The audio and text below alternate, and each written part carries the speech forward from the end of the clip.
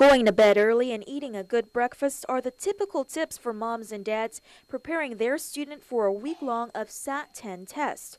But taking it a step further, Department of Education Deputy Superintendent of Curriculum and Instructional Improvement, Joe Sanchez, hopes parents will talk to their kids about the importance of taking the test seriously. We also want to maybe stress to parents that they can talk to the kids about the importance of the test.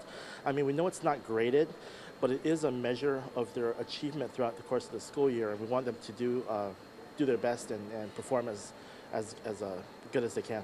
Year after year, Guam students fall farther behind our national counterparts. We've unfortunately seen a steady trend. They tend to do well in first and second grade, but then after second grade, there's a consistent downward trend as they get older throughout the course of the school system.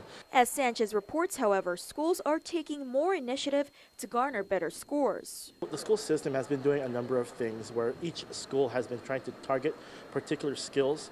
We've been doing a pretty good job of trying to take the scores from the previous years to get a gauge of where the weak areas are, and schools have been taking deliberate steps to target those particular weak areas. Meanwhile, Sanchez says in the future, teacher evaluations could be based on student achievement.